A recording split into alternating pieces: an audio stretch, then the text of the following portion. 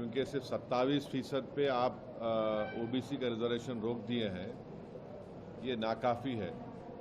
और caste census ही इस चीज़ को साबित करेगा कि बैकवर्ड कास्ट इस देश में कितने पीछे हैं, कितना उनसे नाइंसाफ़ी हुई है।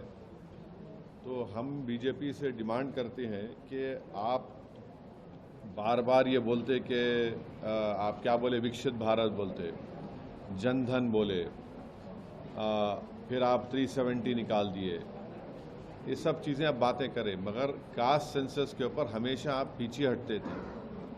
और जब कास्ट सेंसस का डिमांड शुरू हुआ तो खुद प्राइम मिनिस्टर और बीजेपी के बड़े बड़े लीडर्स बोले कि बटेंगे तो कटेंगे, और इस तरह की वाहियात बातें होती थी।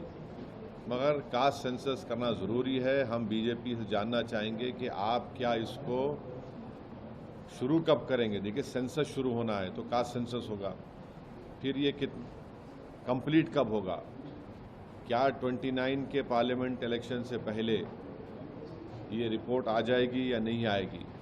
और साथ ही साथ ये है कि बीजेपी हमेशा बोलती पसमानदा मुसलमान। भाई, पसमानदा मुसलमान का क्या मौक़िफ़ है, क्या उनका स्टेटस है, कितना डिप्रेविटी उनमें है, और जो नॉन पसमानदा मुसलमान है उनका क्या पोजीशन है।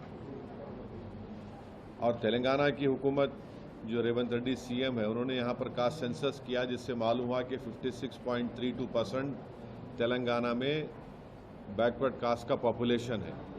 और रेजोल्यूशन भी पास हुआ कि तेलंगाना में बैकवर्ड क्लास का रेजोल्यूशन 42% होना चाहिए। तो जाहिर है, जब कास्ट सेंसस होगा तो गवर्नमेंट किसी की भी हो, उनको 50% के थ्रेशोल्ड को ब्रेक करना पड़ेगा।